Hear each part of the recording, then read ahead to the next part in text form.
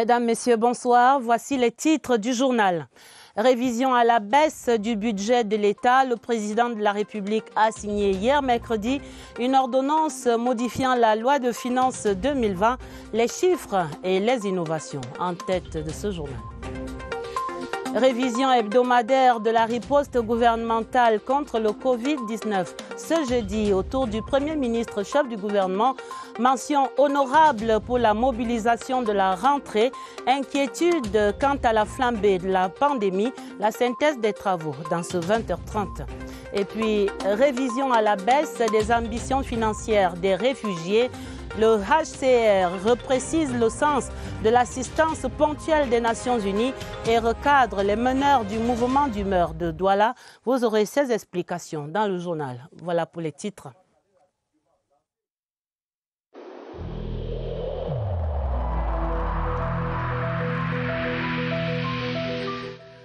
Il est essentiel que les mesures qui ont été indiquées soient absolument respectées par chacun de nous. Lavez-vous régulièrement les mains à l'eau et au savon ou à l'aide d'un gel hydroalcoolique. Restez à au moins 1 mètre de distance des autres personnes, surtout si elles toussent, éternuent ou ont de la fièvre. Si vous avez de la fièvre, de la toux ou des difficultés à respirer, consultez un médecin.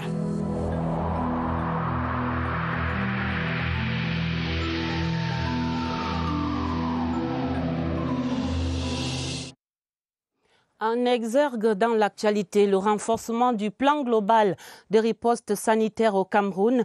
Le président de la République crée un compte d'affectation plafonné à 180 milliards de francs CFA pour la lutte contre la pandémie du coronavirus.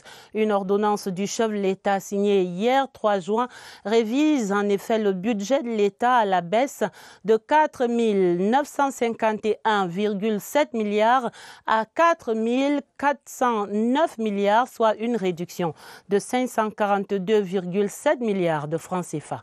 Lecture décryptée de l'ordonnance présidentielle, Cyril Kingé-Mbépé. La révision à la baisse était prévisible. Les principales recettes de l'État ont piqué du nez avec la crise sanitaire. Le baril du pétrole se négocie en dessous de $30 dans les marchés internationaux. Les exonérations fiscales annoncées par le Premier ministre chef du gouvernement font perdre 775 milliards de francs CFA au Cameroun. Le président de la République a donc tranché. L'ordonnance du 3 juin modifie 9 articles de la loi du 24 décembre 2019 et en complète 6. Les modifications portent sur les valeurs nouvelles de la loi de finances.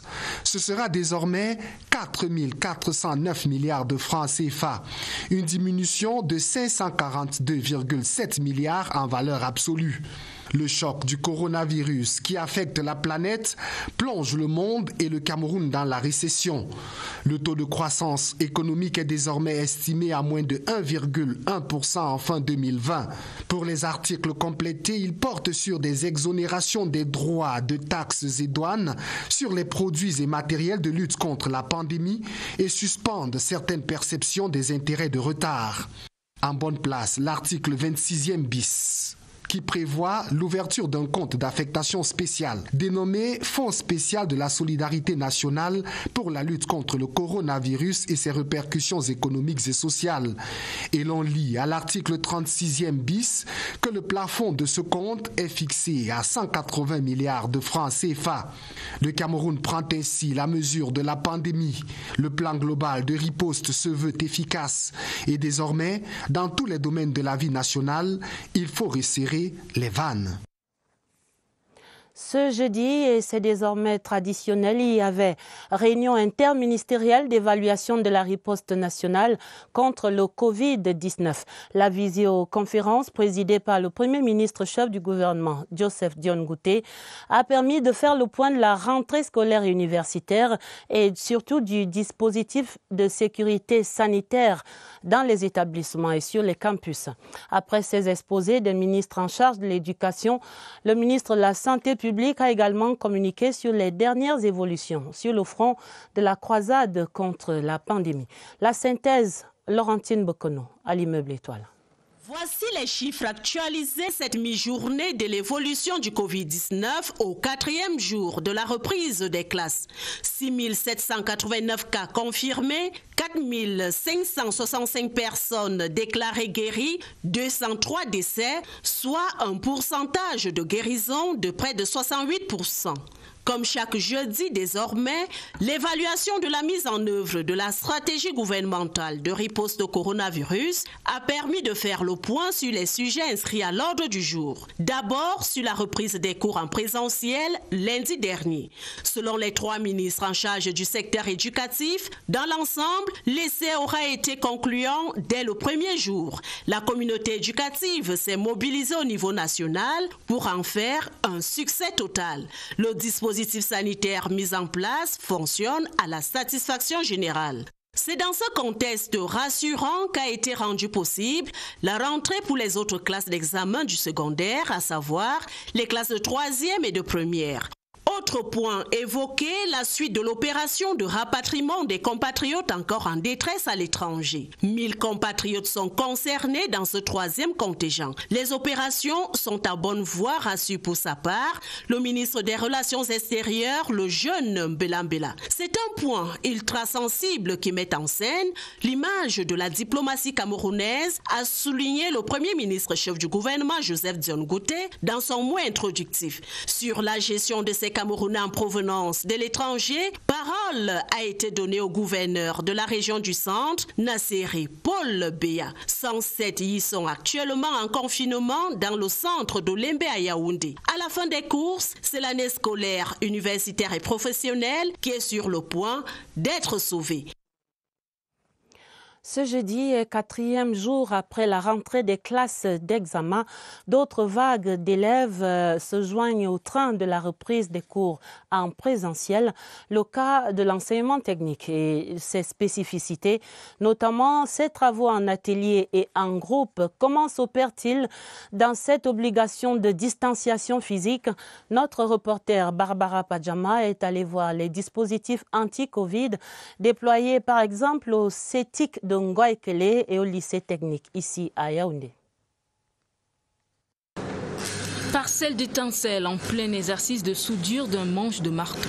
L'apprenant à l'arsenal de protection pour maîtriser les projectiles. Un masque, des gants, des lunettes et une blouse. Un élève à la fois. Chacun a droit à 7 minutes en moyenne de tête-à-tête avec l'enseignant. Chacun aura son poste de travail. Je vais leur montrer un outil que j'ai travaillé personnellement et je vais demander à chacun de travailler à son tour et me produire le même outil. Tout à côté, ce squelette à 4 roues attend sa carrosserie pratique. Les élèves techniques ont repris avec la pratique. Dans plusieurs ateliers, on touche du doigt les mesures barrières. Nous avons pris le soin de disposer les ateliers tels qu'ils peuvent recevoir l'ensemble de nos élèves. Nous avons également pris le soin de nous assurer que la matière d'œuvre permettra de gérer ce laps de temps qu'il reste. Les points de lavage des mains ne désemplissent pas. Cette deuxième vague de la rentrée coule dans le sens du respect des mesures. L'on capte des actions isolées des camarades qui ont oublié d'actualiser la distanciation sociale. La plus grande difficulté, tout faire pour que l'élève garde son masque toute la journée, c'est pas évident. Il faut chaque fois qu'on parle, qu'on les surveille pour que cela soit respecté. En ce qui concerne même l'occupation des places, celui-là abandonne sa place et va retrouver son camarade. Dans l'effort, il y a des élèves qui donnent du fil à retordre. Il y a également un autre problème, le vol du matériel, c'est-à-dire on vole les savons, on vole les gels, c'est vraiment difficile. Les candidats au probatoire et au CAP vont occuper les établissements pour 3 jours pour la plupart, avant le retour des terminales lundi. Il faut préciser que cette rentrée se déroule par vagues conformément à la programmation nationale. Et c'est ce jeudi matin également que les classes 3e et 1e rejoignaient le train des enseignements en marche depuis lundi. Même défi sanitaire, même ambiance de mobilisation pour cette ligne droite avant les BEPC et probatoires. Elvire Nina Galim. Cette rentrée scolaire au mois de juin, c'était déjà de l'inédit, avec en sus les règles sanitaires précises. On ouvre le robinet, on mouille les mains, on ferme d'abord et puis on prend le savon, on utilise on frotte et on ouvre encore le robinet pour rincer. Après plus de 2 mois à la maison, les souris même masquées cachent mal la joie des chaleureuses retrouvailles, chaleureuses entre camarades. On était quand même un peu contents de se retrouver, même comme on sait qu'il y a quand même une certaine limite. Ce retour au collège est pour certains un peu plus délicat. En cette reprise de classe, j'ai un peu peur de sortir, vu que la maladie augmente de jour en jour. Mais l'assurance gagne très vite les esprits. Le dispositif sanitaire mis en place par les responsables du collège Jean Tabi rassure. Pour les classes de 3e et 1er ici concernées, les séances de révision s'imposent à tous. C'est égal à grand V moins petit V. Plus de révision encore et plutôt juste boucler quelques petits programmes. De quoi raviver les mémoires après une longue trêve. L'administration, elle, veille et rassure pour que la Covid-19 ne fasse pas obstacle. Nous avons 24 élèves par salle et les noms sont marqués sur les tables bancs. Les pauses se passent à l'intérieur. Le masque est obligatoire et pour les élèves et pour le personnel enseignant. Inexorablement, le train de l'année scolaire a repris les rails. Destination, les examens certificatifs avec un prime, ce protocole sanitaire, s'impose dans tous les établissements scolaires et ces gestes barrières à adopter en habitude. Et c'est partout une situation sanitaire difficile, mais qui a ses bons côtés. Pour l'ensemble de la communauté éducative, il y a du plaisir à retrouver des classes de 24 élèves maximum, effectifs restreints imposés par la nécessaire distanciation physique entre les élèves. Les parents sont rassurés, les élèves semblent plus appliqués, mais surtout les enseignants apprécient, eux, le calme et la sérénité qui règnent pendant les cours. Laurence Okalia, en immersion dans une salle de classe. Écoutez la mélodie de la concentration. C'est le chant du silence, composé par l'administration des écoles et écrit par les élèves. Une douceur pour lui des enseignants. Nous avons les salles de classe qui sont bien délimitées avec un nombre d'élèves bien respecté. Nous n'avons plus de désordre dans la salle de classe. Les élèves ne bavardaient plus. Avant, quand tu entrais dans la salle, il y avait d'autres qui sortaient, d'autres entraient. Maintenant, c'est respecté. En moyenne, on compte une trentaine d'élèves par salle de classe. Même si l'esprit rebelle de certains demeure rigide comme des icebergs, ils ne feront pas couler le Titanic. Même si certains voulaient s'égarer, on peut rapidement les ramener à l'autre parce que l'effectif étant réduit, on peut les suivre chacun individuellement. Les quelques mois d'arrêt de cours n'ont pas empêché élèves et enseignants d'être à la ligne et de suivre le programme annuel à la lettre. Ces conditions dans lesquelles nous travaillons sont des meilleures pour pouvoir réveiller ce qui a endormi dans l'esprit des élèves pendant 2 mois dû au confinement qui a été forcé. Si vraiment dans l'avenir ça pouvait rester ainsi, je crois que ça nous fera du bien, ça fera du bien aux apprenants et je crois que les résultats également vont suivre. C'est peut-être une nouvelle page de l'éducation qui s'ouvre en attendant la fin du chapitre de la Covid-19.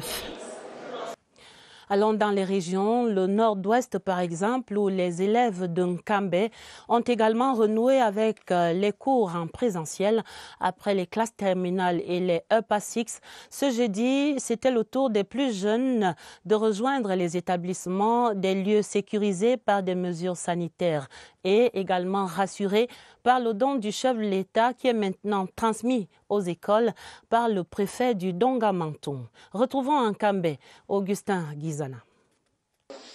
Que ce soit à Presbyterian Primary School, Full Gospel Primary School, Blessed Fountain et Catholic Primary School de Mbengui, le sous-préfet de l'arrondissement éponyme, Jarvis Sakwe, s'est rendu compte que les écoliers ont renoué avec le chemin des classes. Tous préparent le First School Living Certificate sous l'encadrement des responsables administratifs et des enseignants dévoués. Des points de lavage des mains sont érigés devant les établissements scolaires. La règle de 24 élèves par salle de classe est aussi respectée à la lettre. L'engagement est total à Mbengui. Il faut réussir l'année scolaire 2020 malgré tout. Dans les différents établissements scolaires publics et privés d'un Cambin, les cours en présentiel sont effectifs. C'est un élève par banc. Ce dernier doit avoir lavé préalablement sa main à l'entrée de sa salle de classe. Le constat est du préfet du Donga Mantoum. Kweti Saimondo veut se rassurer de ce que les mesures anti-Covid-19 sont respectées à la lettre. Dans ses bagages aussi, des cartons de savon, des seaux à robinet, des masques de protection. Le don est du président de la République Paul Biya, remis au sous-préfet de cette unité administrative et salué par la communauté éducative. Dans les universités, cette crise sanitaire aiguë entraîne naturellement d'autres bouleversements dans le calendrier académique. Par exemple, les stages en entreprise pour les filières professionnalisantes sont simplement décalés. Des stages prévus en ce mois de juin qui vont maintenant devoir être reprogrammés dès le retour à la normale à travers le territoire national. D'autres explications dans ce reportage de Franck Evina. Après des bouleversements, des réajustements. La trêve de plus de 2 mois imposée par le coronavirus a entraîné des changements profonds dans le calendrier académique. En temps normal, les étudiants de première année cycle BTS et assimilés devraient entrer en stage académique ce mois de juin. Cela ne se peut plus. Les cours en présentiel vont se poursuivre jusqu'à fin juillet. Mais l'imprégnation en entreprise aura bel et bien lieu. Il y a des étudiants qui nous ont contactés pour savoir si les stages étaient encore indispensables. On leur a répondu oui. Et ceux qui devaient commencer le stage en juin peuvent donc négocier auprès des entreprises et des administrations qui les ont admis en stage d'effectuer les stages à partir du mois d'août. Ceux qui n'ont pas encore été admis en stage peuvent aussi être sereins. Grâce au système de coopération développé dans ce domaine de la formation professionnelle, on va pouvoir rattraper le retard accusé dans le dépôt des dossiers de demande de stage. En réalité, on donne la liberté, la possibilité aux étudiants de choisir eux-mêmes où ils doivent effectuer leur stage, mais lorsqu'ils sont en difficulté, à travers nos partenaires, nous les accompagnons pour qu'ils puissent effectuer des stages. L'objectif est qu'aucun étudiant ne soit privé de cette étape cruciale de la formation, la théorie sans pratique étant absurde. Le stage académique est la matérialisation même de la formation professionnelle, parce qu'il y a des enseignements théoriques qui sont reçus et l'étudiant a donc la possibilité de se frotter au monde professionnel, toucher du doigt les réalités professionnelles. 2 mois suffisent pour cette immersion en milieu professionnel. Après, l'étudiant en cycle BTS et assimilé devra faire valoir ce qu'il aura appris sur le terrain au cours des soutenances dès le mois d'avril 2021. Autre site de formation assez spécifique, ce sont les centres de formation professionnelle. Là-bas, on met également un accent particulier au respect des mesures barrières, même dans les espaces de travaux pratiques. Le ministre de l'Emploi et de la formation professionnelle est allé s'assurer ce jeudi de la sécurisation sanitaire à travers ces centres. Au cours de cette tournée, Issa Chiroma Bakari a également remis des lots de matériel de prévention contre le Covid-19. Igor Abanda. C'est par Nkolofoulou dans l'arrondissement de Soie que le ministre Issa Chiroma Bakari débute sa tournée. Ici à la SAR SM d'application de Soie, le MINFOP assiste en cours sur le montage d'un moteur de véhicule au département de la petite mécanique. La rentrée effective dans ce centre de formation professionnelle depuis le 1er juin 2020 dans le respect des mesures prises par le gouvernement. Avant, nous avons procédé à la désinfection des salles de classe et des ateliers. Étant donné que les armes n'étaient pas encore complètes, le don n'est que la bienvenue. Nous allons vraiment l'utiliser à bon escient. À Parobache Éducation, un institut d'informatique et de gestion situé au quartier Fouda, le ministre assiste à un cours sur le logiciel Excel. Et au cantonel à Essos, Issa Chiroma Bakari se met à l'école du pliage, du linge drap et de la cuisine avec l'aide des apprenants du centre de formation professionnelle pour la femme Sorawel. Ici, comme partout ailleurs, les mesures barrières contre le coronavirus sont respectées à la lettre. Les directives de l'Organisation mondiale de la santé, qui sont ceux du président de notre nation, répercutés à notre niveau par le Premier ministre, ces directives sont en train d'être respectées. Au Tempest Beauty Training Center, une école de formation professionnelle bilingue au métier de la beauté basée au quartier Biémassi, tout comme au centre de formation professionnelle rapide d'employés de bureaux de Yaoundé et dans les autres centres de formation professionnelle agréés, le ministre Issa Chiroma Bakari a remis les kits de prévention et de lutte contre le coronavirus. Nous vous invitons maintenant à faire le bilan journalier de la riposte nationale contre le coronavirus. Nous allons au centre des opérations des urgences de santé publique où le point de presse quotidien à la fin de la journée annonçait ce jeudi plus de 7000 Camerounais déjà testés positifs au virus du corona. C'est le résultat des dépistages massifs qui sont en cours maintenant à travers les 10 régions. Des informations et d'autres encore que Évariste Yenga va certainement confirmer. Il est au QG de Messa en compagnie de son expert de ce soir. Bonsoir Évariste.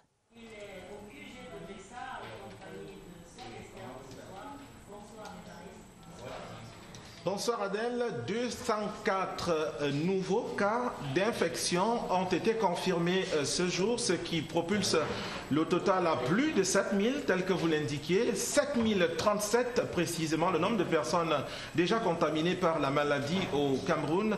22 guéris supplémentaires ont aussi été enregistrés et 2 décès. Les autorités sanitaires activent un nouveau levier, celui de la stratégie des 3T, traquer, tester et traiter.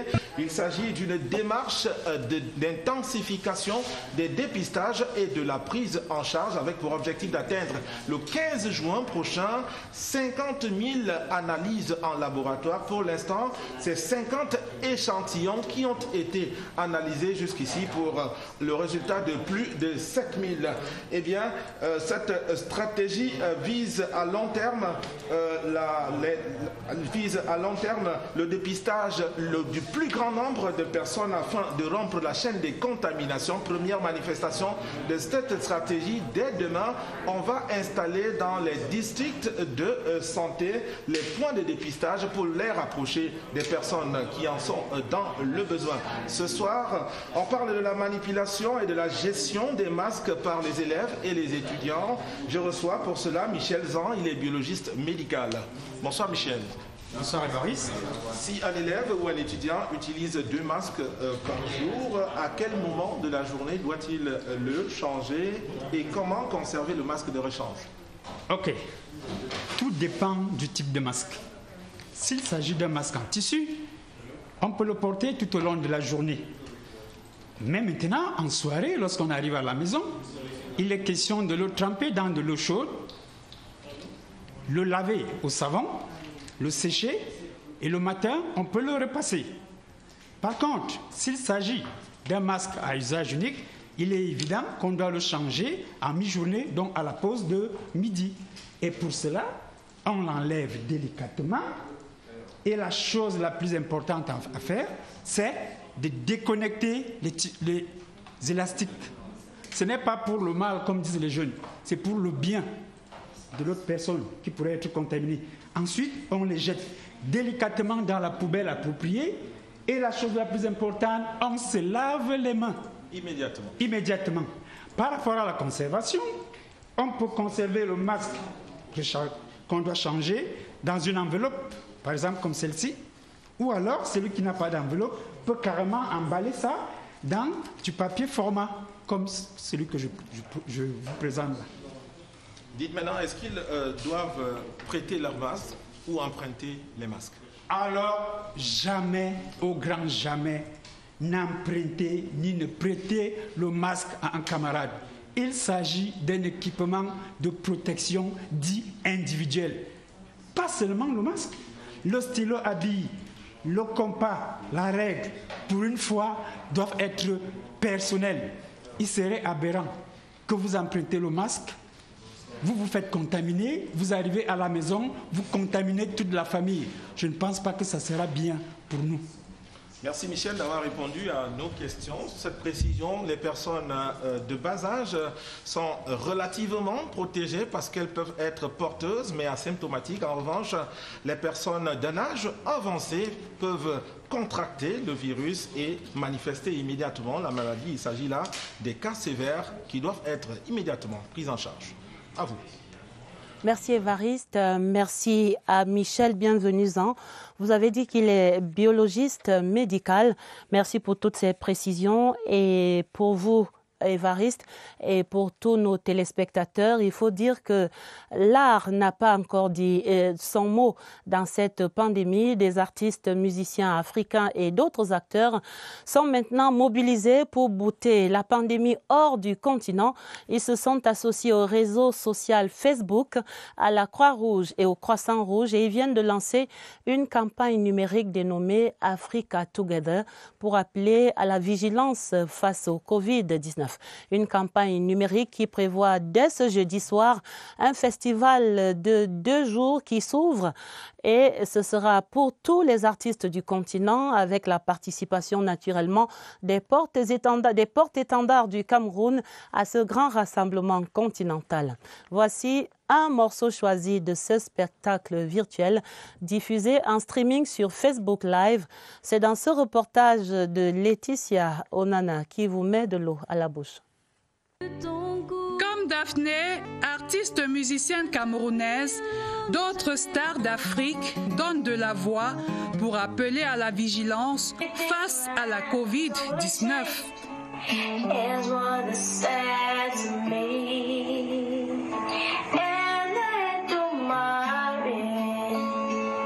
Le spectacle en direct et accessible sur Facebook cible les utilisateurs de ce réseau social dans une quarantaine de pays à travers l'Afrique subsaharienne.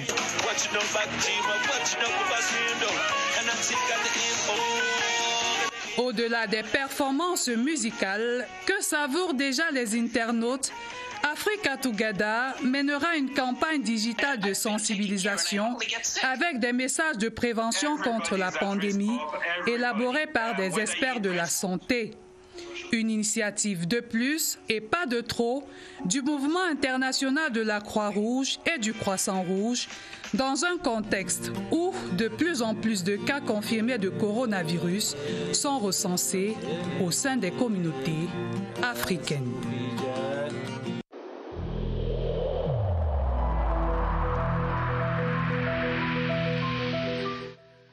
Le port du masque dans l'espace public restera obligatoire jusqu'à nouvel ordre.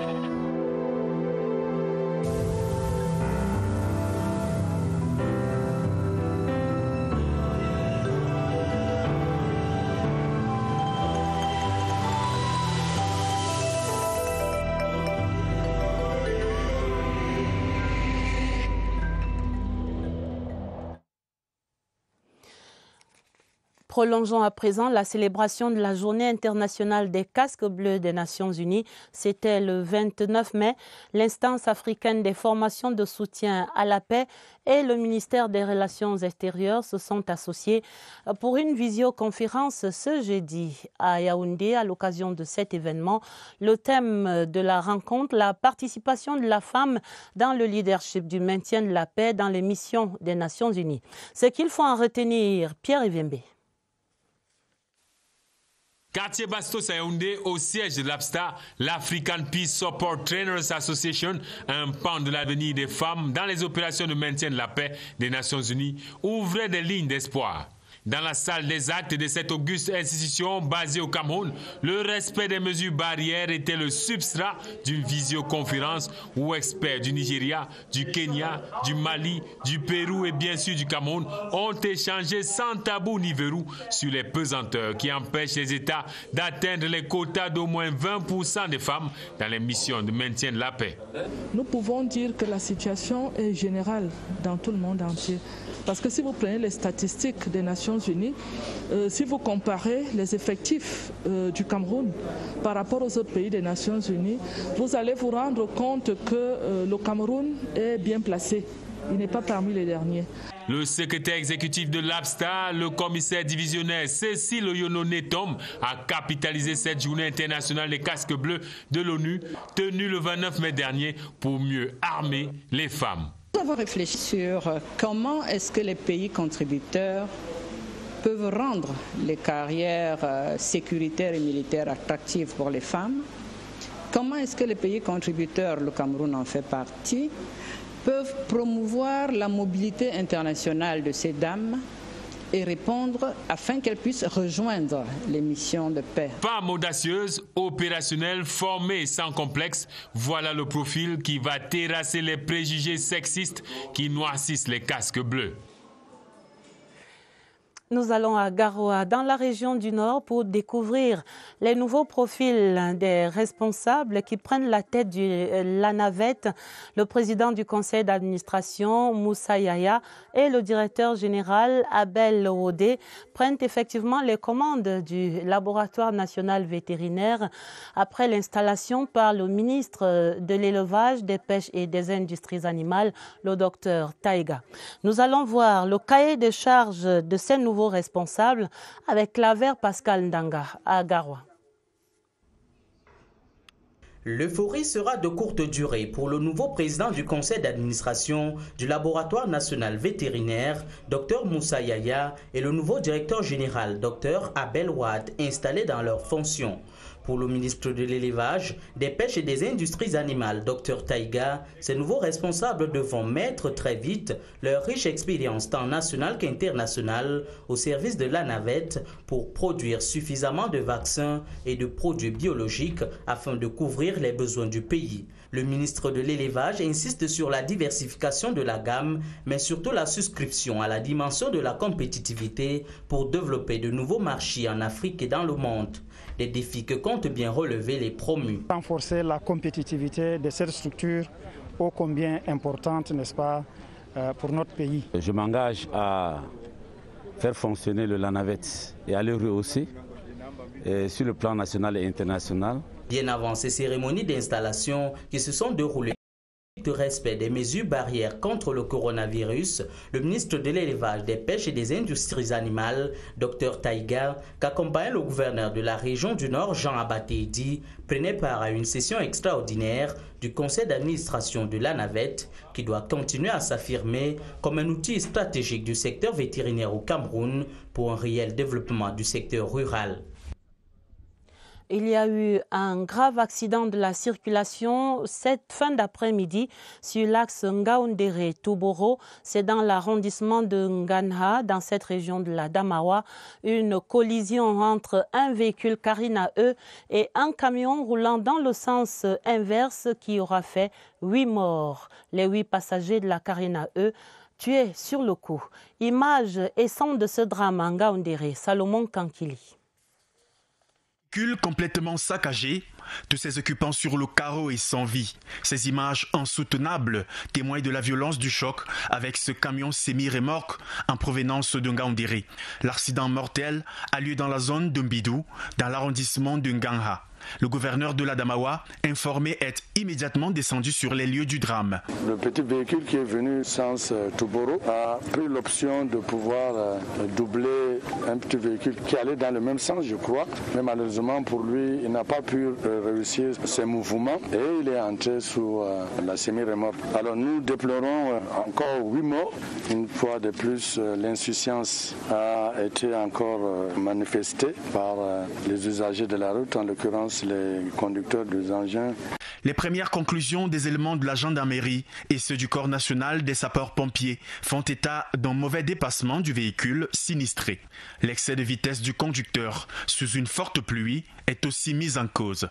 Une fois de plus, nous lançons un appel aux uns aux autres d'être très prudents quand on s'engage à effectuer un voyage. Il me reste à présenter aux différentes familles les condoléances du gouvernement. Des précautions seront prises par la mairie de Ngana pour pouvoir identifier cet espace comme un espace dangereux pour avertir désormais ceux qui vont s'engager à rouler sur cet axe. 3 bébés et des citoyens qui perdent la vie dans des circonstances aussi effroyables. Ces familles endeuillées et inconsolables parlent au conducteur Zendelika. Les condoléances du 20h30 à toutes les familles si durement endeuillées en ce jeudi soir, là-bas dans la Damawa. Nous restons dans ce département, dans cette région de la Damawa, pour parler de la métamorphose en cours dans la ville de Ngaoundéré, des améliorations qui sont opérées grâce à l'action de l'exécutif municipal. Ce sont des travaux d'entretien et de réfection de la voirie urbaine qui avancent à bon rythme à la satisfaction des populations. Daniel Belinga Engene est à Ngaoundéré. La transformation de la ville de Ngaoundéré en énorme chantier est perceptible par tous. Les rigoles existantes sont curées, les routes sont agrandies, les nids de poules sont bouchés et les rigoles sont refaites dans la plupart des quartiers. C'est beau à voir. Nous, on peut déjà même traverser sans problème. On apprécie vraiment le travail du nouveau maire de la ville. Chez le tronçon Ngaoundéré Dang, par exemple, les voitures peuvent déjà circuler sans embouteillage. L'époque où le chemin était barré, surtout en saison pluvieuse, est finie. Voici avant que les travaux ne commencent, c'était impraticable. Franchement, depuis qu'on a commencé à faire les travaux de caniveau un peu de partout dans la ville, on constate que la ville devient de plus en plus jolie. Ces grands chantiers de la communauté urbaine de Ngaoundéré sont en effet une promesse de campagne devenue réalité. Il faut reconnaître que la ville a un problème très sérieux de la voirie. Et nous nous sommes donc dit qu'il faudra qu'on commence d'abord par cette voirie-là. C'est pourquoi nous avons entamé des chantiers dans la ville. C'est beaucoup, mais nous avons osé parce que nous avons des engagements vis-à-vis de cette population. Selon le maire de la cité capitale de la Damawa, Ngaoundéré doit elle aussi ressembler à toutes les grandes villes du monde. Et pour cela, il ne fermera pas l'œil un seul instant. Nous allons à présent à Douala où on signalait il y a quelques jours un mouvement d'humeur des réfugiés au sein de cette capitale économique. La raison des revendications au sujet du paiement et de la revalorisation des assistances ponctuelles instituées par l'institution onusienne, c'est-à-dire le Haut Commissariat des Nations Unies aux réfugiés.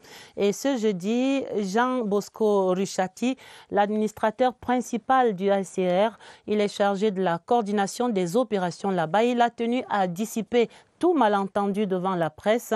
Il a précisé que l'assistance ponctuelle n'est guère un salaire mensuel, mais que pour répondre à l'urgence du Covid-19, on pourra collecter une somme de 165 millions à mettre à la disposition de ces réfugiés.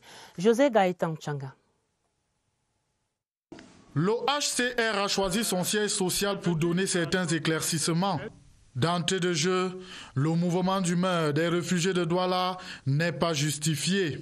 Nous avons décidé d'accorder un coup de pouce aux réfugiés urbains. Il ne s'agit pas d'un salaire. Ce ne sont pas les réfugiés qui ont décidé qu'on devait leur donner ce montant-là.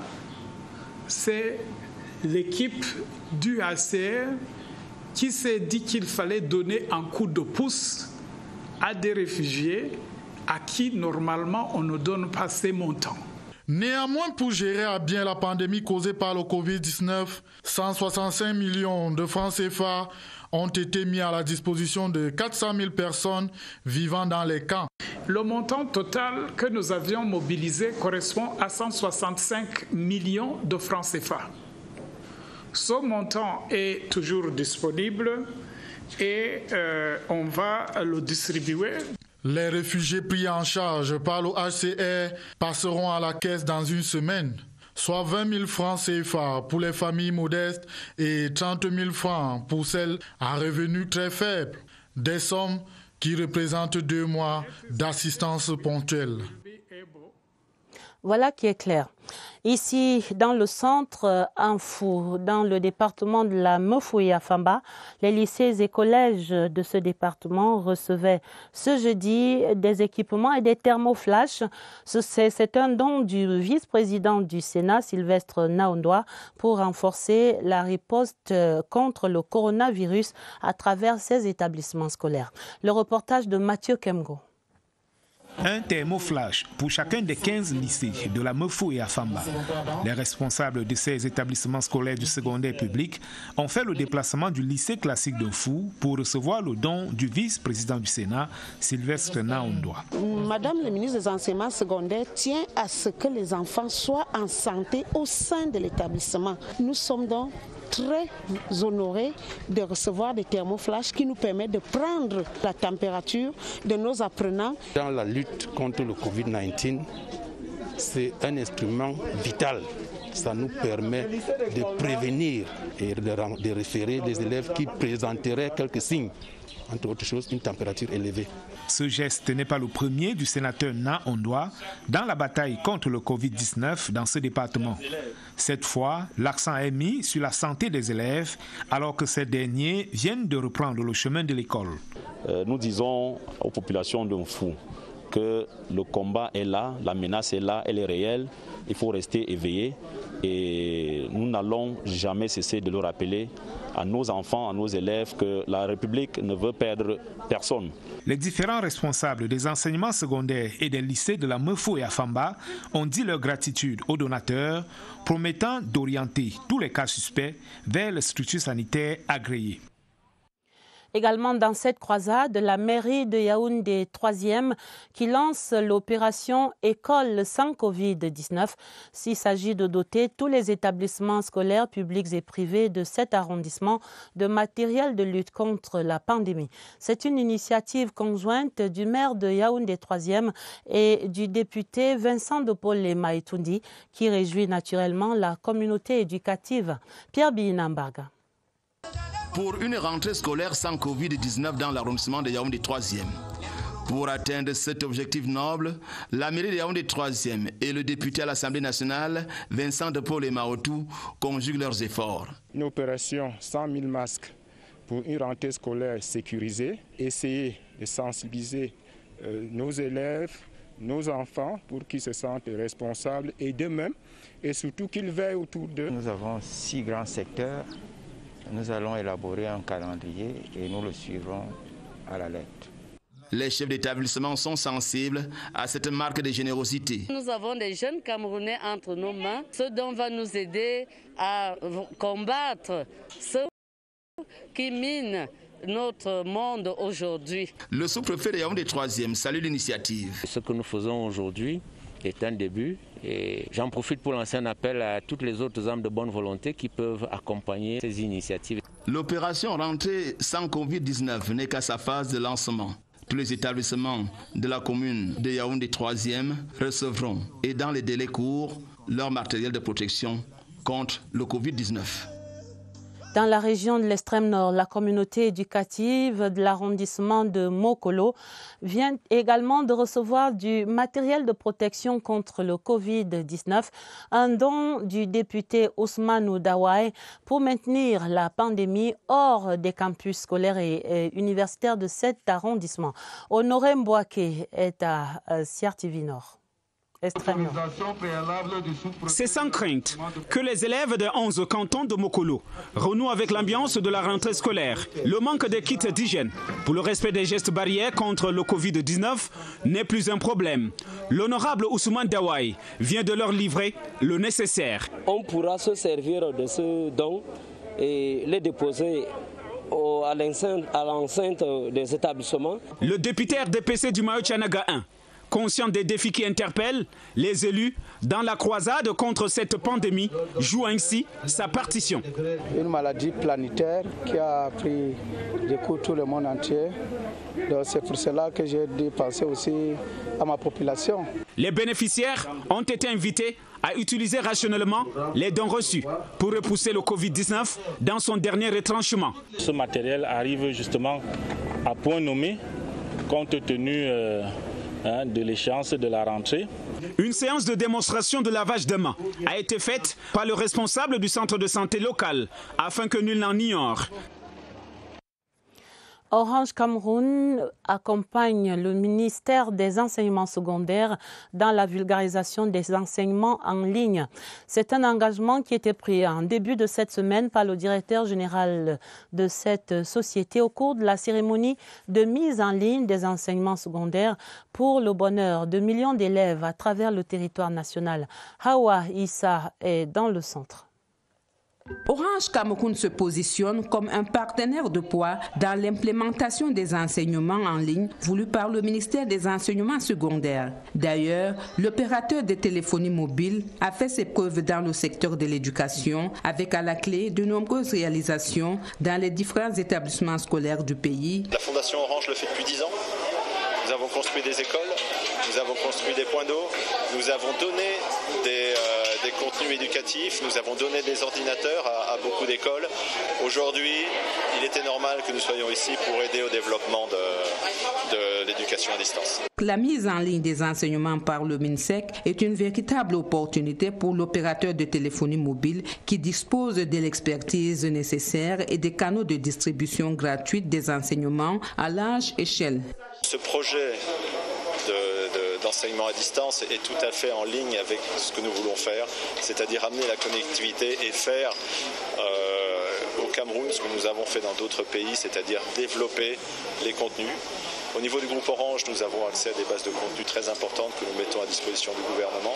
En marge des programmes scolaires, Orange Cameroun entend également épauler le ministère des Enseignements secondaires dans le combat contre le coronavirus. Ce qui est important aussi avec le ministère de l'Enseignement secondaire, c'est que l'enseignement à distance est une chose, mais il faut accompagner les écoles sur du plus long terme. Et nous allons développer un programme à court terme pour nettoyer régulièrement et désinfecter un certain nombre d'écoles pendant toute la période Covid, mais aussi travailler sur la remise en état des points d'eau, des latrines, sur la reconstruction des écoles.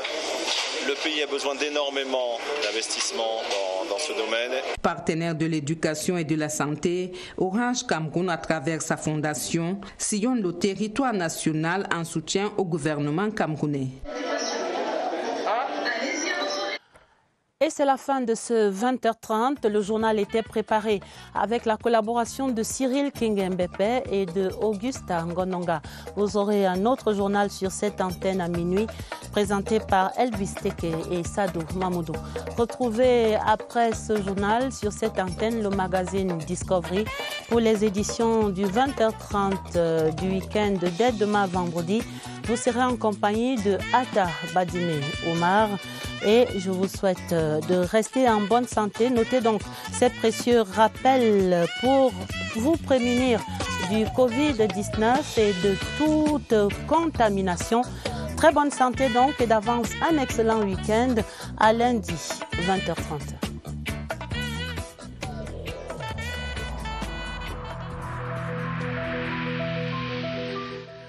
Évitons de stigmatiser ceux qui sont atteints par la maladie.